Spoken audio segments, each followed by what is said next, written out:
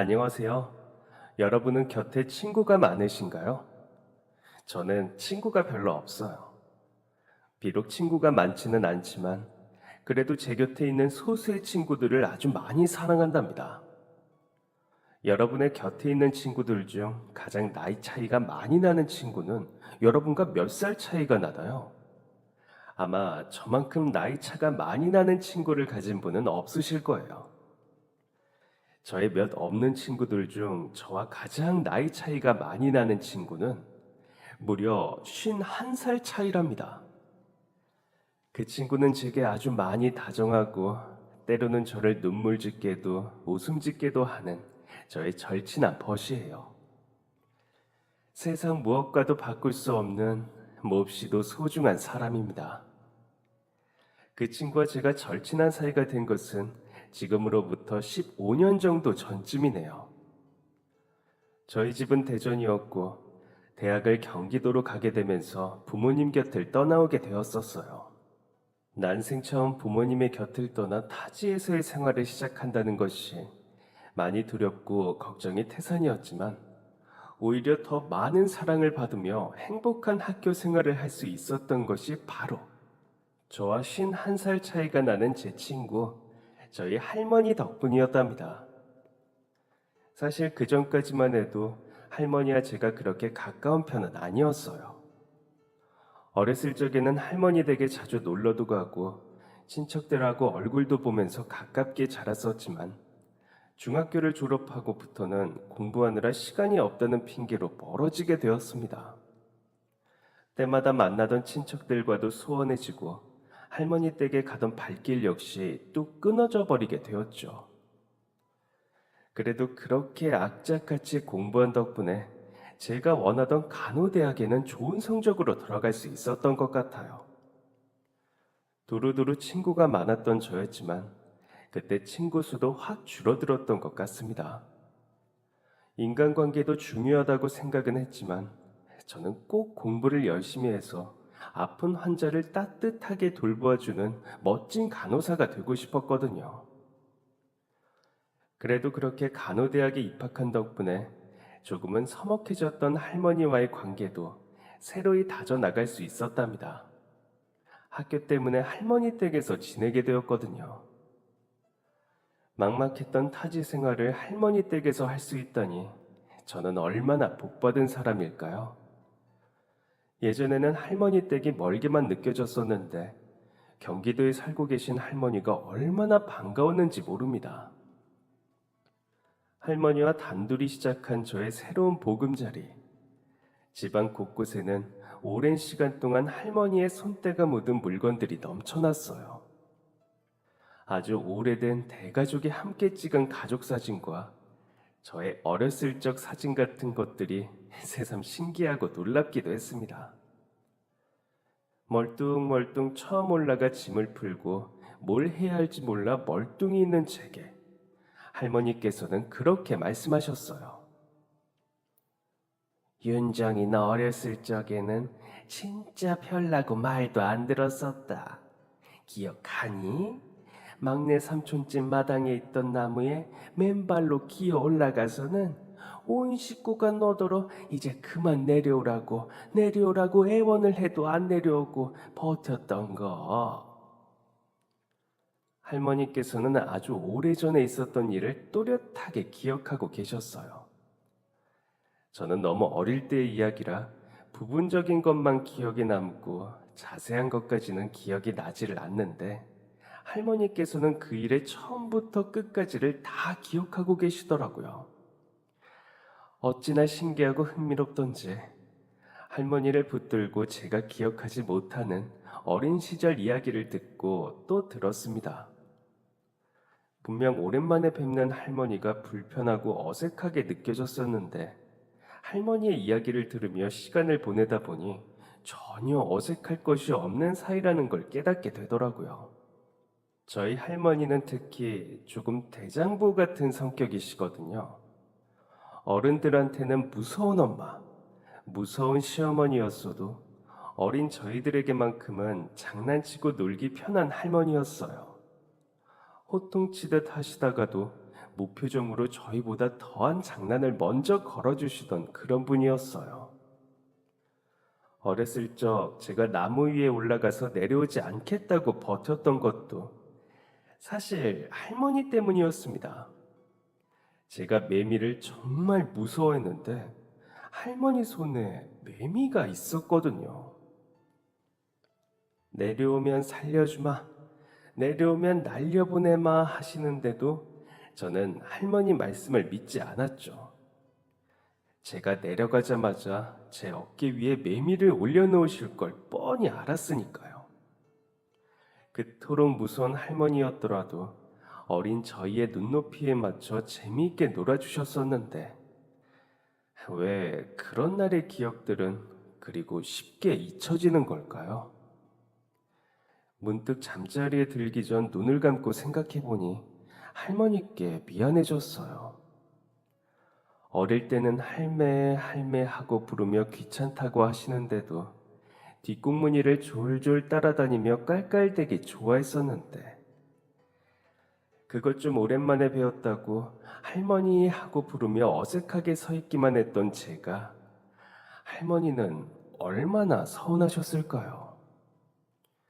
공부하느라 코빼기도 보여드리지 않았던 것만 해도 충분히 서운하셨을 텐데 내일은 꼭 할머니한테 살갑게 다정하게 해드려야지 하고 마음먹으며 할머니 댁에서의 첫날 밤을 떠나 보냈습니다.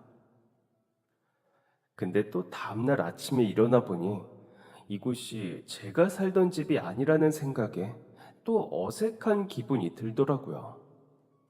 그래서 일부러 방에서 나오자마자 괜히 더 할머니를 외쳐 불렀습니다.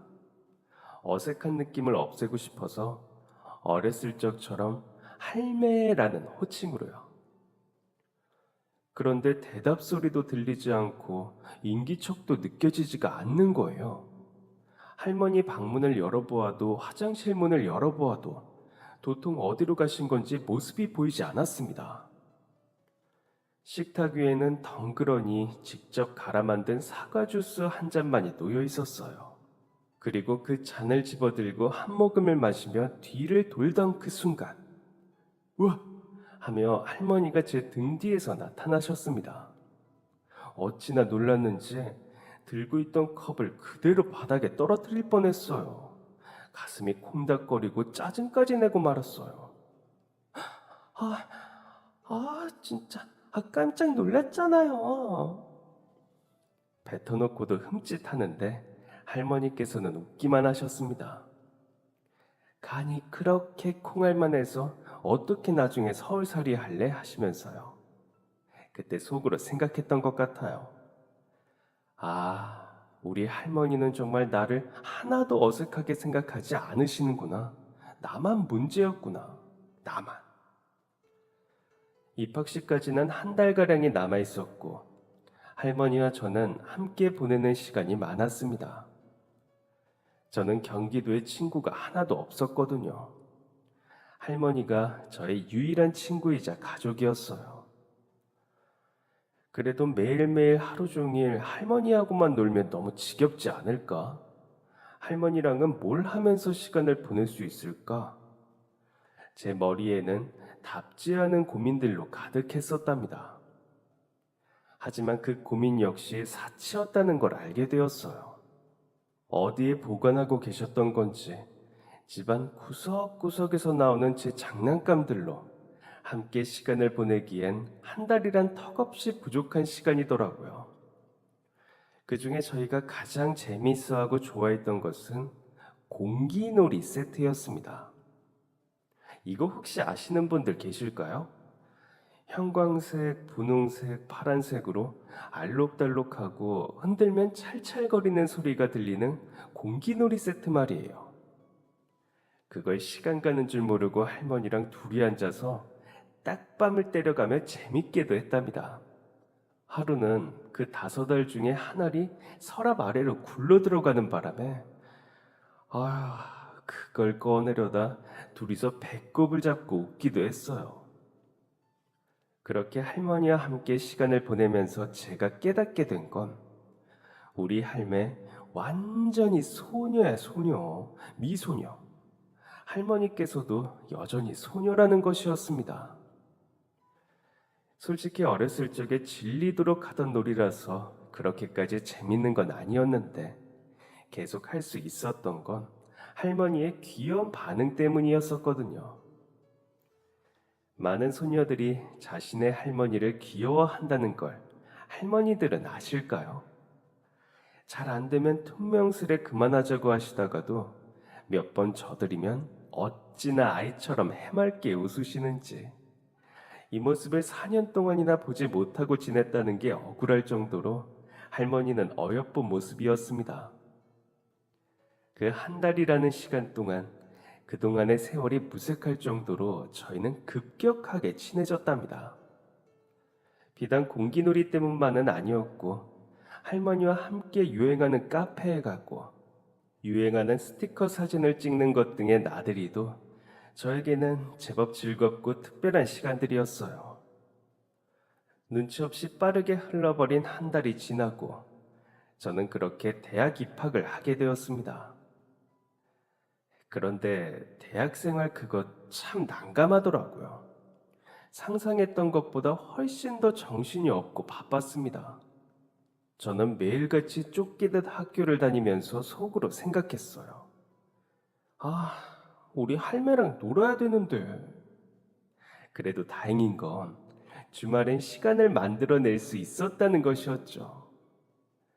할머니께서는 제가 한 학기를 끝낸 이후부터 갑자기 친구분들과 함께 일을 다니기로 하셨다며 평일엔 저처럼 집을 비우셨습니다.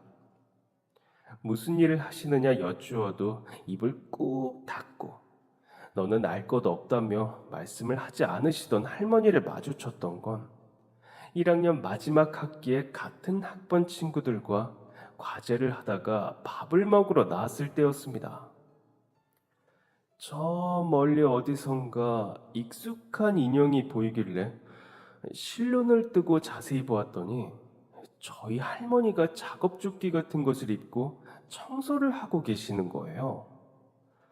심장이 바닥으로 떨어지다 못해 지구 저 아래편까지 추락하는 기분이 들었습니다. 우리 할매가 왜 여기서? 심지어 할머니께서도 진작 저를 알아보셨던 건지 등을 돌리며 저를 피하기까지 하시더라고요. 제가 길을 걷다 우뚝 멈춰서서 할머니를 바라보고 있으니 친구들이 하나둘씩 왜 그러냐고 물어왔습니다. 저는 냅다 할머니를 향해 뚜벅뚜벅 걸어갔어요. 제가 다가가자 할머니께서는 당황하시며 서둘러 장비를 챙겨 달아나려고 하셨습니다.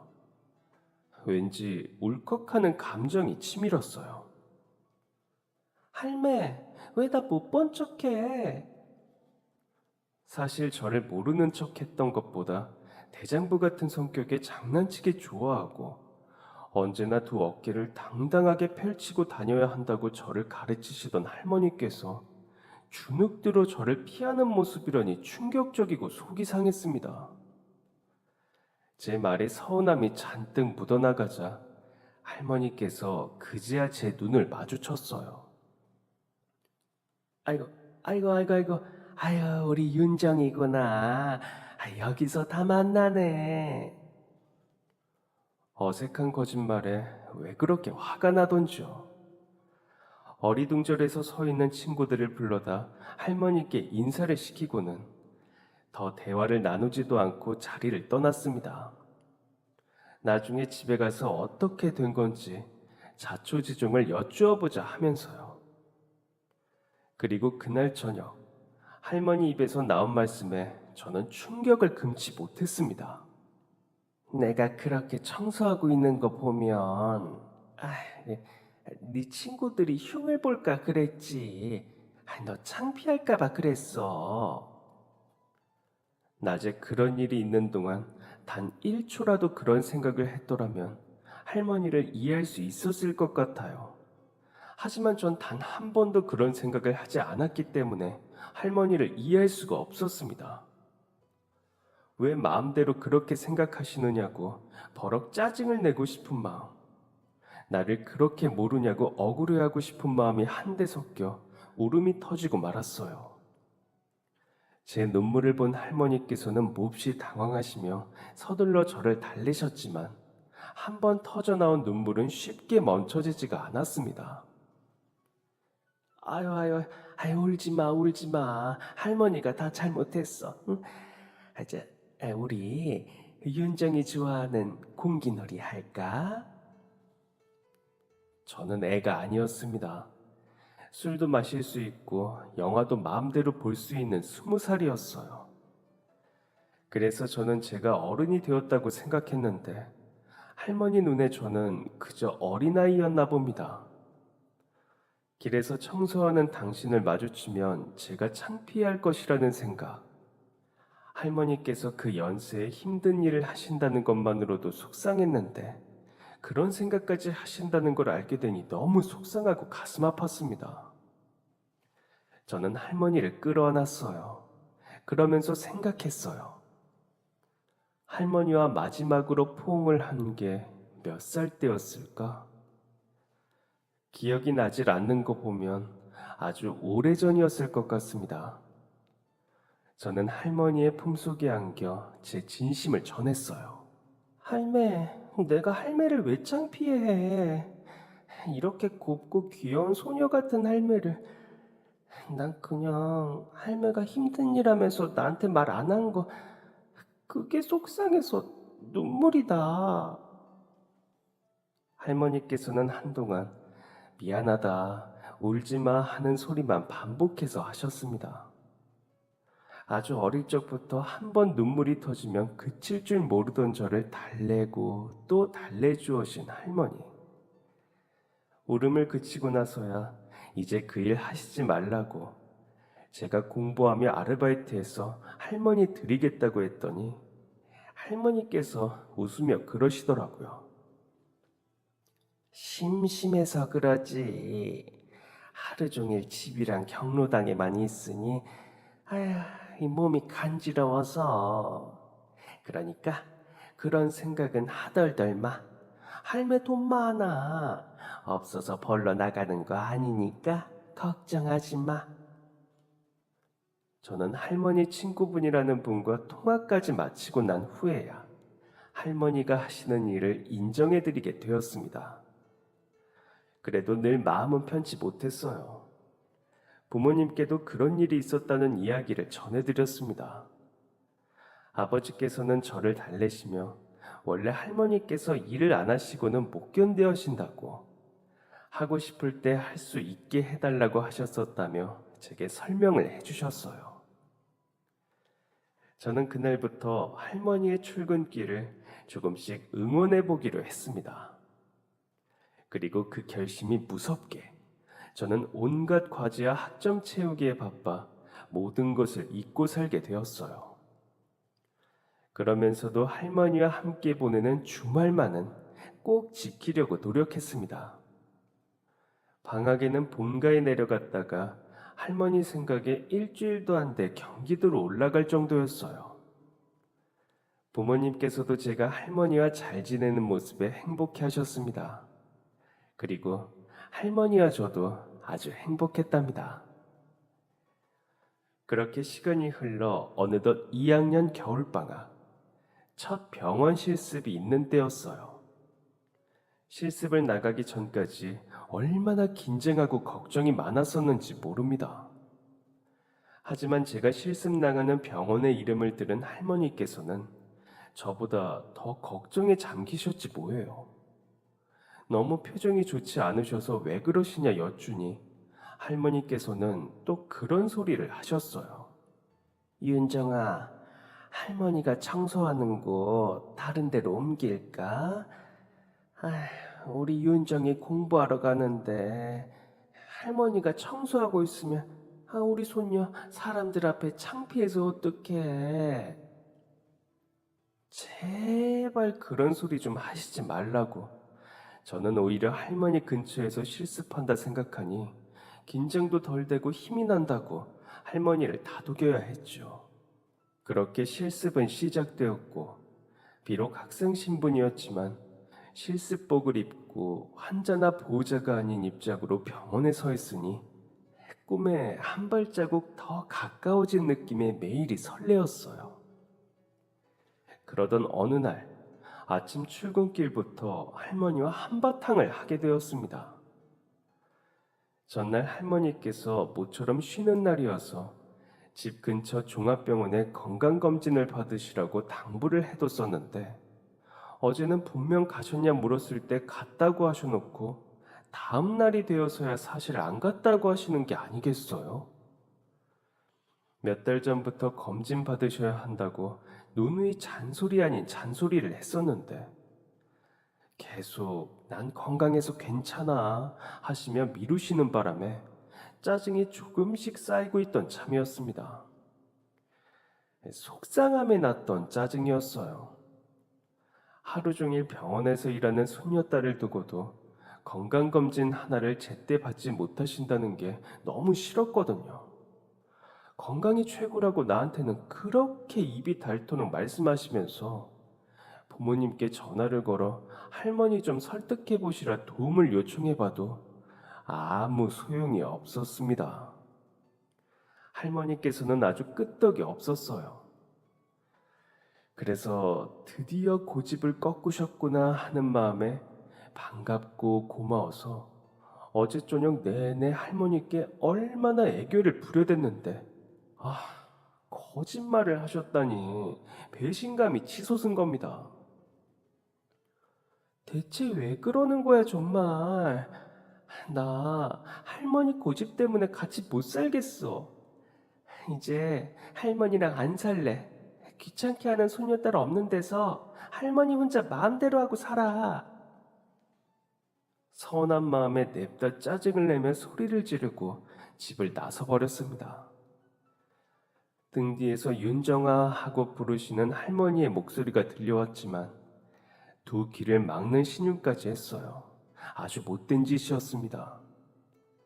버르장머리 없이 할머니께 함부로 소리나 지르고 게다가 그 집에서 지내는 건 할머니께서 날 거두어 주신 것이지 제가 할머니와 살아드리는 것도 아니었으니 더 못되어 처먹은 행동이었죠.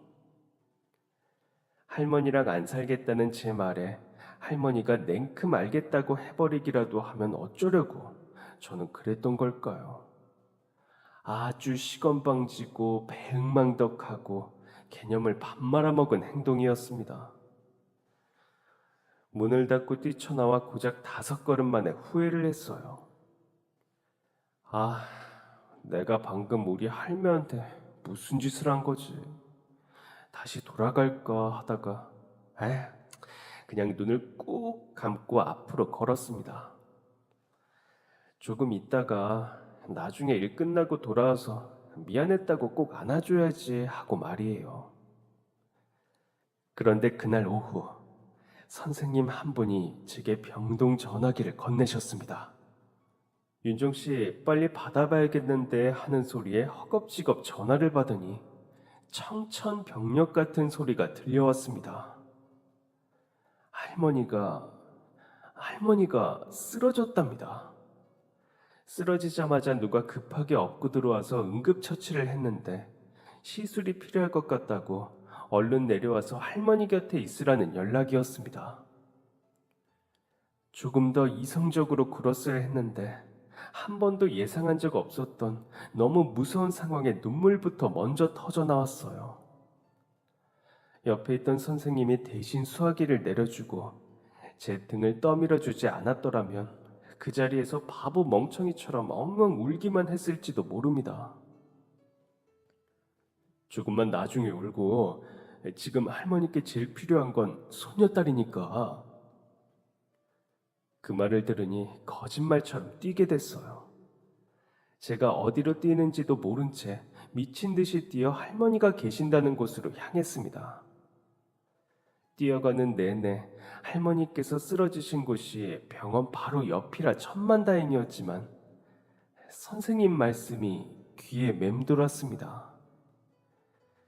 그래도 저는 제 자신이 너무 싫었어요. 같은 공간에 있으면서 할머니가 쓰러져 들어오신 것도 몰랐다는 게 너무 싫었어요.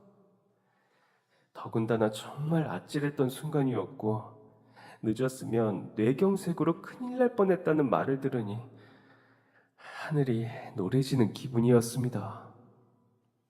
할머니 응급시술이 시작되고 끝나기까지의 시간 동안 얼마나 제 자신을 원망했는지 몰라요. 아침에 화내고 나오지 말걸. 왜 그랬을까? 왜 그랬을까? 멀쩡했던 할머니께서 갑자기 쓰러지신 것이 꼭 손녀딸의 짜증이 원인인 것만 같아 미칠 노릇이었습니다. 눈물이 멈추질 않고 흐르고 또 흘렀어요. 혼자서 추운 지하 청소를 하다 차가운 바닥에 힘없이 쓰러졌을 할머니를 떠올리고 또 떠올렸습니다. 그냥 그때 일 그만하시라고 끝까지 말리지 못했던 게 또 후회가 되었습니다. 그러던 중 앞치마에 슬리퍼 차림을 한 남자가 제게 말을 걸어왔습니다. 저를 보며 손녀분이냐고 물어보던 그 사람이 아마 할머니를 업고 뛰었다는 그분인 것 같았어요. 그렇다는 대답조차 경황이 없어 제대로 하지 못하고 울고 있는데 남자가 손수건을 내밀며 말했습니다. 많이 놀라셨죠? 곧 깨어나실 거예요. 힘내세요. 눈앞에 내밀어진 손수건이 당황스럽기 그지 없었어요. 할머니께서 큰일 날 뻔했다는 놀람과 두려움, 그리고 이제 곧 깨어나실 거라는 안도감 속에서 남자의 얼굴을 다시 보게 되었습니다. 솔직히 조금 무서운 인상이었어요. 눈썹도 짙고 얼굴의 선이 진하고 뚜렷한, 분명 제게 호감형은 아니었습니다. 하지만 어떤 얼굴이면 무엇이 어떠하겠습니까? 그 사람은 저희 할머니가 위험에 빠진 순간으로부터 구해준 고마운 사람인걸요. 저는 그 사람이 내민 손수건을 받지도 어쩌지도 못한 채 굽어 고개를 조아렸습니다. 너무 감사합니다. 이렇게 도와주셔서. 도움이 없었더라면 저희 할머니 정말 큰일 나실 뻔했어요. 정말 감사합니다. 할머니를 도와주셔서 정말 감사하다고, 그쪽이 아니었더라면 정말 큰일 날 뻔했다고 몇 번이고 고개를 숙이며 고마운 마음을 전했어요. 그러면서도 한 번 터졌던 눈물샘은 마르지를 않더라고요. 창피한 줄도 모르고 턱이며 코를 타고 줄줄 흘러내리는 눈물을 대충 훌쩍였습니다. 눈물을 닦는 건 할머니께서 의식이 돌아오신 후에야 하려고 했었어요. 그런데 그런 제 인사에 몸둘 바를 몰라 하던 그 남자가 손수건을 낚아채 제 얼굴에 흐르는 눈물을 쿡 하고 찔러 닦아내는 것이 아니겠어요? 순간적으로 시간이 멈춘 것 같은 기분이 들었습니다. 대체 이게 무슨 상황이지? 머리가 멍해졌어요. 혹시 지금 일어나는 이 상황들이 전부 다 피곤에 절은 나의 꿈속에서 일어나는 일들이 아닐까 하는 생각까지 들었습니다. 그런데 더 웃긴 건 당황해야 할 사람은 분명 저였음에도 불구하고 처음 본 사람의 눈물을 닦아준 본인이 더 당황을 했다는 거예요. 죄송합니다. 손수건은 바닥으로 힘없이 떨어졌고 제게 고개를 숙이며 사과를 건네는 그 남자를 향해 저도 냅다 고개를 숙였습니다. 그렇게 남자는 도망치듯 자리를 피했고 남자가 떠난 자리 바닥엔 덩그러니 손수건만 남아 있었어요. 저는 아무 일 없었다는 듯 다시 울상이 되어 손수건을 집어들었습니다. 그리고는 할머니께서 얼른 의식을 되찾으시기를 간절히 기도하는 것에 전념했어요. 그날 밤엔 연락을 받고 달려오신 부모님의 품에 안겨 다 나 때문이라고, 내가 아침에 성질을 부려 할머니가 충격으로 쓰러지신 거라고 제 자신을 탓하고 또 탓했습니다. 그리고 며칠 후 할머니께서 눈을 뜨셨다는 연락을 받았어요. 분신처럼 몰래 들고 다니던 핸드폰에 엄마라는 글자가 뜨자마자 심장이 터질 것 같았습니다. 걱정과는 달리 어머니께서는 울먹이는 목소리로 할머니께서 깨어나셨다는 소식을 전하셨고, 저는 할머니께서 쓰러지셨던 그날 그러했던 것처럼 총알처럼 달려 할머니께서 계신 병실의 문을 열었어요. 꿈뻑 느리게 눈꺼풀을 들었다 내렸다 하시며 제 이름을 부르시던 할머니. 아유, 윤정아, 할머니. 또 눈물샘이 터졌습니다. 할머니께서는 뭐 이런 걸로 눈물을 흘리냐고 장난을 걸으셨지만, 어떡하겠습니까? 너무 안도해서 눈물이 막 터져 나오는 걸요. 여전히 팔뚝에 링거줄을 달고 계시는 할머니를 와락 끌어안으며 저는 말했어요. 할매, 내가 그날 집에서 짜증내고 나서 미안했어. 정말 미안해. 할머니는 빨리도 이야기한다며 조선시대 이야기를 왜 지금에서야 또 꺼내냐고 장난을 치셨고, 제 머리를 쓰다듬는 할머니와 부모님의 손길을 받으며 그렇게 할머니를 다시 끌어안았습니다. 다행이라고, 멀쩡하게 다시 깨어나 정말 다행이라고, 하늘에 감사한다고 속으로 말하면서 말이에요. 할머니께서는 그 후로도 며칠 동안 병원에 계셨습니다. 실습을 하는 내내 병실에 있는 저희 할머니 생각에 집중이 되질 않았어요. 그걸 아는 선생님들은 몰래 저를 할머니가 계신 병실에 보내기도 하셨습니다. 긴 시간 있지는 못하고 아주 짧게 농담 한마디씩 건네고 돌아서는데도 어찌나 좋았는지 몰라요. 빨리 회복하셔서 퇴원하시기를 매일 바랬죠. 퇴근을 하면 곧장 할머니께서 계신 병실로 향했어요. 할머니께서는 피곤한데 곧장 집으로 가지 않고 왜 여기로 오냐고 나무라시다가도 기다렸다는 듯 이런저런 수다 보따리를 늘어놓으셨습니다. 그러다 어느 날은 그 남자의 이야기를 하셨어요. 아이고 참, 그러고 보니 그 청년한테 고맙다는 인사를 못했는데. 알고 보니 할머니께서 지하 청소를 하시던 도중 창고에 물건을 꺼내려 가던 그 남자를 마주쳤던 것이었습니다. 심지어 두 분은 짧게 대화도 나누셨다고 해요. 많이 추우시죠? 하며 먼저 할머니께 말을 걸었다던 그 남자. 그게 기분이 좋아 할머니께서는 바로 옆 건물에 손녀가 일한다고 자랑까지 하셨다네요. 할머니께서는 요즘 사람들답지 않게 싹싹한 사람이라고 그 남자를 칭찬했습니다. 그 말씀을 들으니 그날 그렇게 그냥 가시게 한 것이 내심 마음이 걸리더군요. 그래서 할머니의 말씀을 유추해 그 창고 근처로 찾아가 보았어요. 창고 바로 위에는 카페 하나가 있었고 혹시나 하는 마음에 문을 열고 들어갔습니다. 그리고 그곳에서 그때 그 앞치마를 두른 채 커피를 내리고 있는 그 남자를 보게 되었어요. 저는 심호흡을 하고 남자에게로 다가갔습니다. 감사 인사를 전하려고요.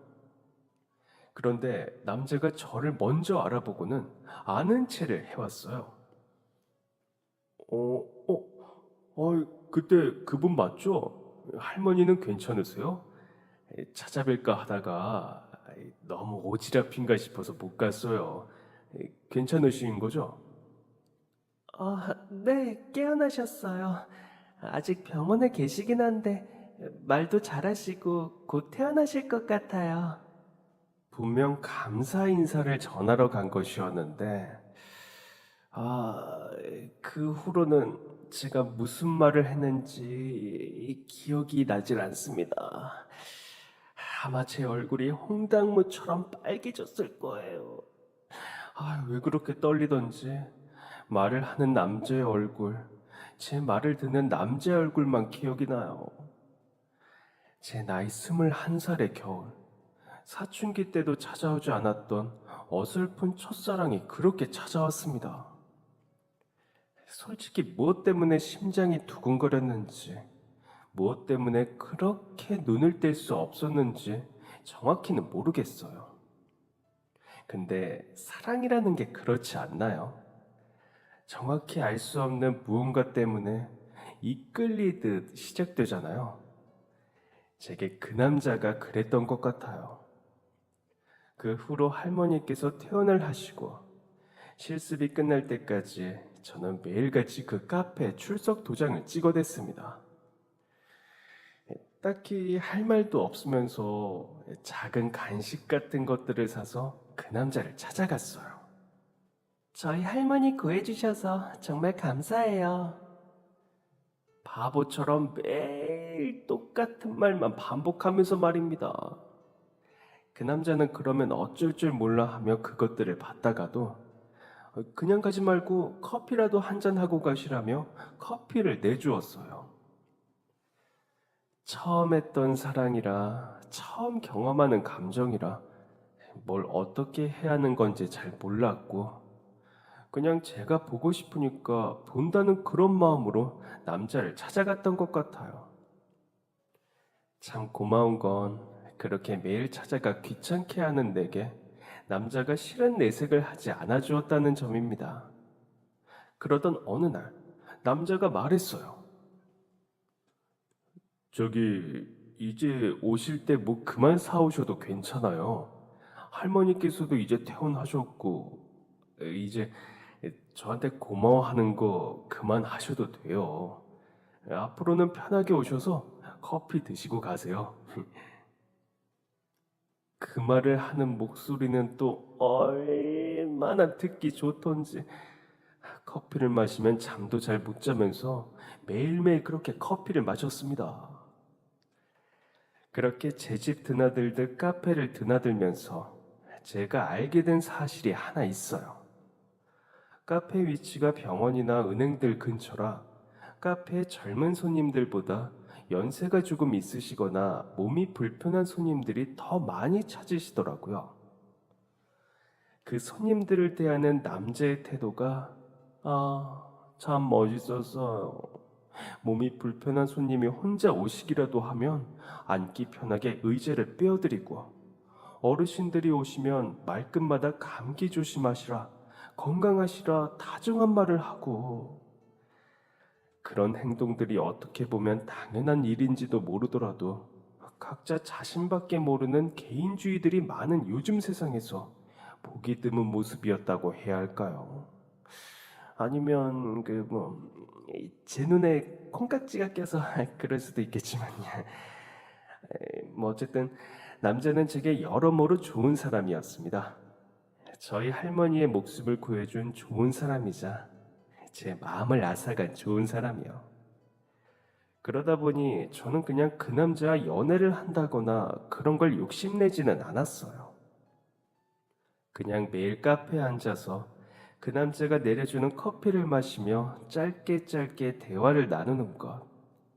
그게 좋을 뿐이었고 그 순간을 행복이라고 여겼었습니다.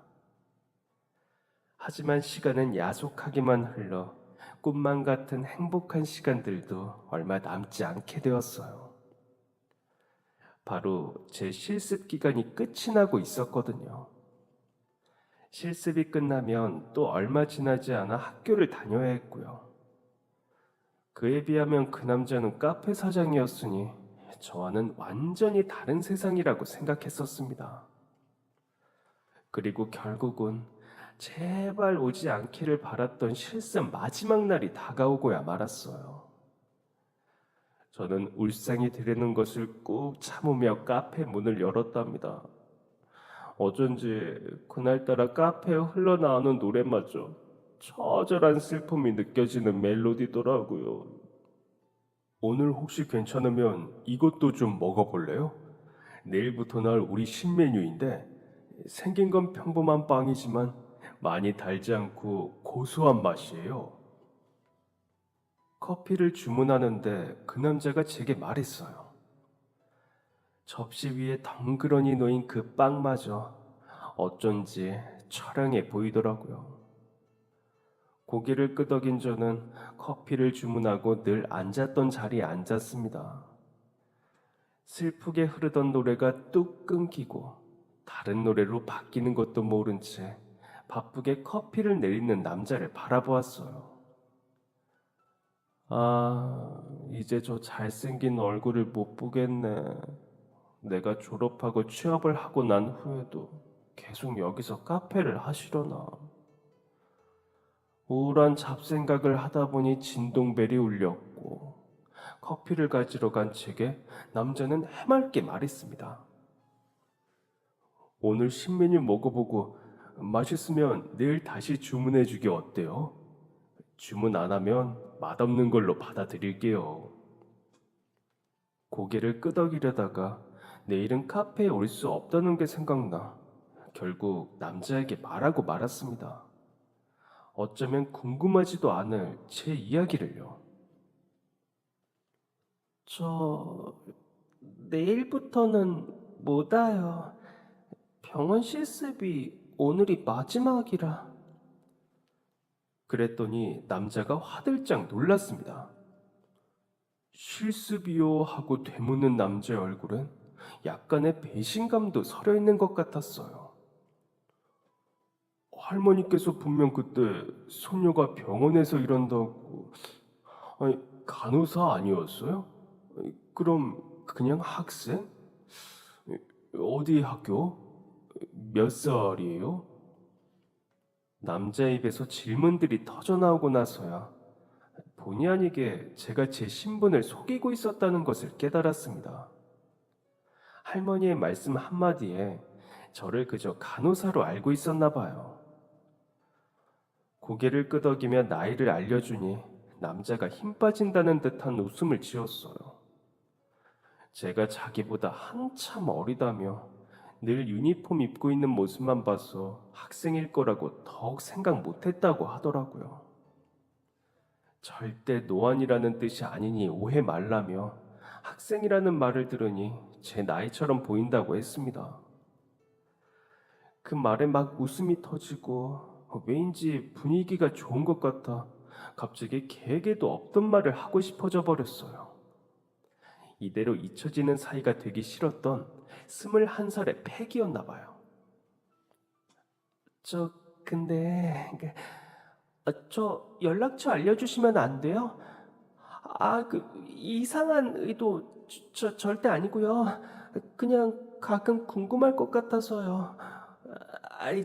제가 아니라 저희 할머니가 계획한 적이 없었기에 더욱 엉망진창인 말이 결국 입 밖으로 튀어나왔고 남자는 잠깐 망설이더니 팔짱을 끼며 웃었습니다. 알려줄게요.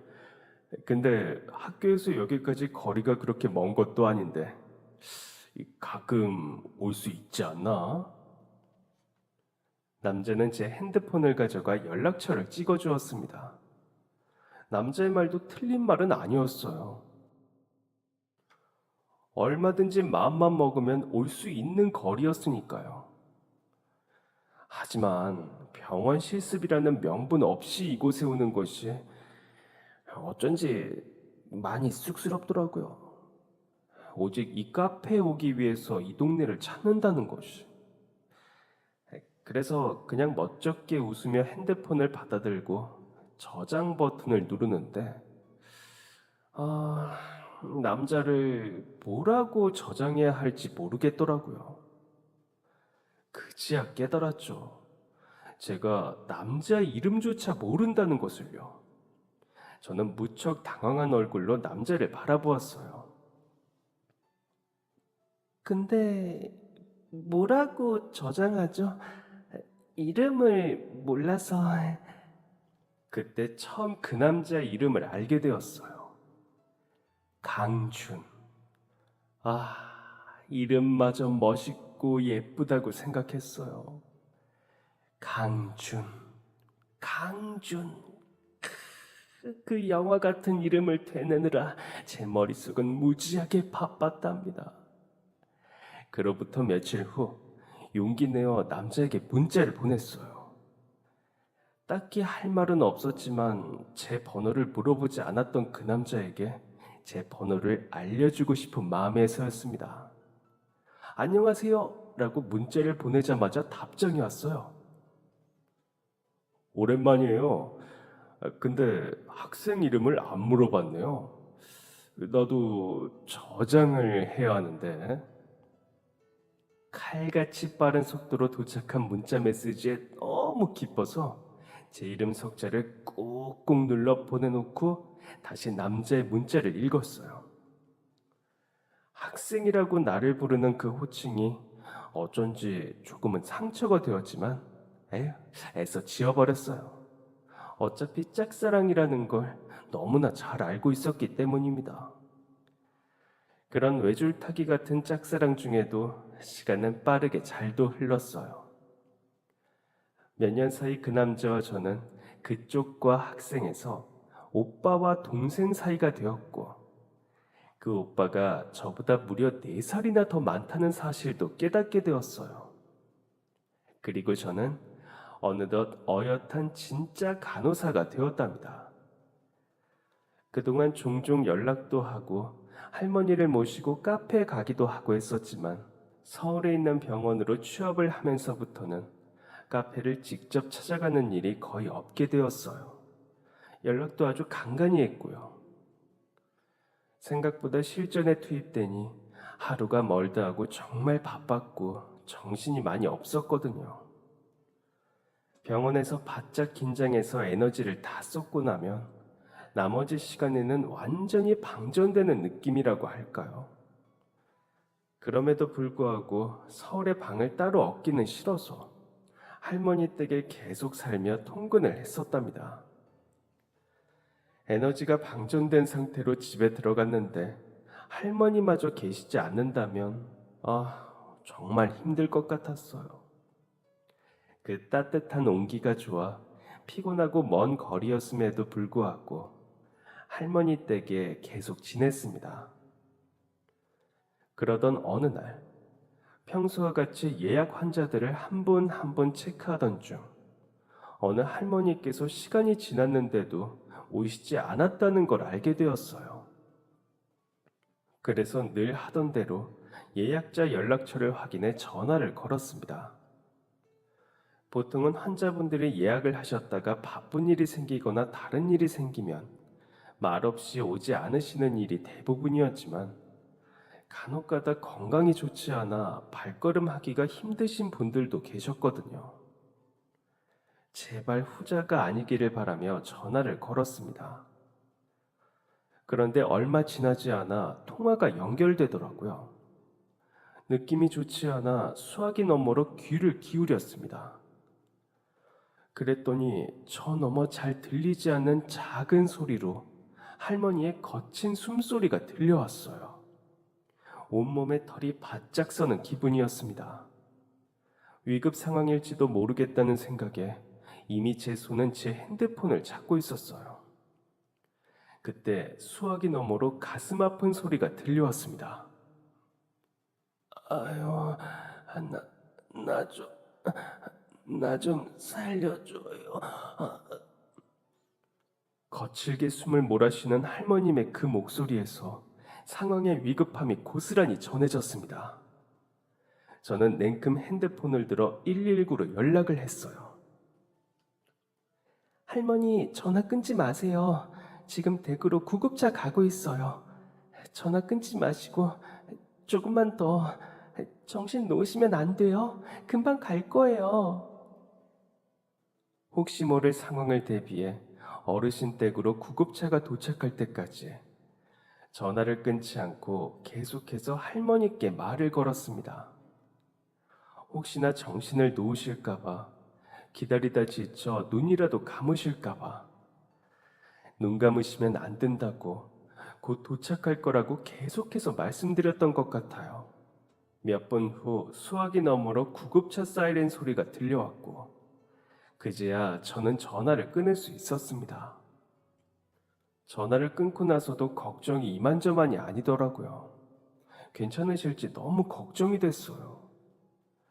그 어르신께서 평소 혈압도 있으시고 당뇨를 앓고 계셨기 때문입니다. 여러 합병증이 올 수 있는 상황에서 건강이란 함부로 방심할 수 없는 것이니까요. 그 할머님이 너무 걱정이 됐지만 전화를 끊고 보니 눈앞엔 또 다른 환자분들이 많이 계셨습니다.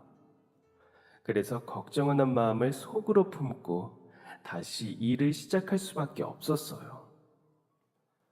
그렇게 몇 시간이 흘렀는지 어느덧 예약 환자들의 진료가 모두 끝이 났습니다. 집으로 가는 퇴근길, 녹초가 된 몸을 이끌고 따뜻한 집을 떠올리면서도 오전에 통화했던 그 할머님이 생각나 마음이 편치 않았어요. 괜찮으셔야 할 텐데, 잠들기 전까지 기도 아닌 기도를 했습니다. 그리고 다음날 오후 늦은 시간 잠깐 화장실에 다녀온 사이 함께 일하는 선생님들이 저를 찾고 있더라고요. 왜 그러시냐 했더니 누군가 저를 찾아왔다는 겁니다. 서울에는 친구도 친척도 없는 제게 누가 찾아왔을 리가 없어. 그럴 리가 없는데요 라고 했더니 어제 함께 근무했던 선생님이 제게 그러더라고요. 어제 예약하셨다 댁에서 쓰러져 못 오셨던 할머니, 그분 가족분이 찾아오셨다고요. 놀라기도 하고 또다시 걱정이 시작됐어요. 찾아오신 이유가 나쁜 소식 때문일까봐 그랬습니다. 쓰지 않던 빈 진료실에 문을 열고 들어가니 고개를 푹 숙이고 눈물을 닦는 남자 한 명이 보였어요. 그 모습에 그만 지레 짐작을 하고 말았습니다. 안 좋은 일이 있으셨구나 하고요. 너무 속상하고 죄송스러웠습니다. 그런데 그 남자가 고개를 드는 그 순간, 그 속상하고 죄송스러운 마음은 더 커져버리고 말았어요. 아니, 윤종아. 울먹이는 목소리로 제 이름을 부르는 그 남자는 바로 제 첫사랑, 저희 할머니를 구해주셨던 카페 사장님 그 오빠였습니다. 놀라기도 했고 어떤 말로도 위로가 되지 않을 것이라는 걸 알기에 아무런 말도 할 수가 없었어요. 그저 안타까운 마음을 담아, 누구보다 속상한 마음을 담아 오빠의 어깨를 토닥여 주었습니다. 그런데 그때 그 오빠가 뒤이어 꺼낸 말에 그만 다리에 힘이 풀려 바닥에 주저앉고 말았습니다. 윤정아, 너한테 고마워서 어떡하냐? 우리 할머니 너 덕분에 사셨다. 진짜 너무 고마워. 전부 네 덕분이야. 무슨 일이 난 줄로만 알았던, 그래서 울고 있는 줄만 알았던 오빠 입에서 나온 할머니 사셨다 하는 소리에 무너져 내린 것입니다. 그러면 왜 울고 있었느냐고. 난 할머니께서 어떻게 되신 줄 알고 얼마나 놀라고 속상했는 줄 아느냐고 오빠의 팔뚝을 두들기며 안도의 한숨을 내뱉었어요. 할머니께서 큰일 나셨을까봐, 그리고 하필이면 그 할머니가 오빠네 할머니라는 사실에 가슴 졸였던 순간이었습니다. 그날 퇴근길엔 할머니께서 입원해 계신다는 병원으로 곧장 향했어요. 저녁밥도 먹지 못하고 서둘러 찾은 병실이었지만 정말 너무 고마웠다고 제 손을 붙잡고 환히 웃는 할머니를 보며 먹지 않아도 배부른 기분을 느꼈답니다. 그 후 오빠와 제 사이는 조금 더 돈독해졌습니다. 오빠가 서울까지 와서 자주 밥을 샀고 저는 그런 오빠에게 차마 커피를 살 수가 없어 영화 티켓을 샀어요. 저는 늘 입버릇처럼 말했어요. 그땐 오빠가 우리 할머니를 구했는데 내가 반대로 이렇게 구해드릴 수 있었던 게 정말 신기해. 오빠는 그런 저에게 늘 제가 아주 착한 사람이었기 때문이라고 말했어요. 무슨 말인지는 잘 모르겠지만 저희는 그렇게 서로에게 의지하고 기댈 수 있는 사이가 되었습니다. 그리고 연애 1년 만에 빨리 가정을 이루고 싶어 결혼을 하게 되었어요. 양가 부모님은 물론이고 할머님들께도 많은 사랑을 듬뿍 받으며 그렇게 행복한 가정을 이루었답니다. 그리고 5년이 지난 지금까지도 두 할머니는 서로의 손주에게 목숨을 건진 채 건강한 모습으로 또 환히 웃는 어여쁜 소녀 같은 모습으로 잘 지내고 계십니다. 가족을 사랑하면 소원이 많이 생기는 것 같습니다. 제 소원보다도 가족들을 위한 소원이요. 어릴 적엔 기도를 할 때 제가 원하는 물질적인 것에 대한 소원만 빌었었어요. 하지만 점차 가족의 소중함을 알게 되면서 내가 아닌 가족들을 위한 마음으로 담은 기도를 하게 됩니다. 어머니, 아버지, 할머니, 남편, 그리고 아이들까지 최근 소원이 부쩍 늘어난 저는 늘 그들을 위한 기도를 하느라 바쁘네요. 옷깃만 스치면 인연이라는데 가족이 된 저희는 얼마나 대단한 인연일까요? 오늘도 내일도 변함없이 제가 사랑하는 사람들의 안녕을 기도합니다. 그럼 지금까지 제 긴 사연 들어주셔서 정말 감사합니다. 사연이 재밌으셨다면 구독과 좋아요를 눌러주세요. 감사합니다. 안녕히 계세요.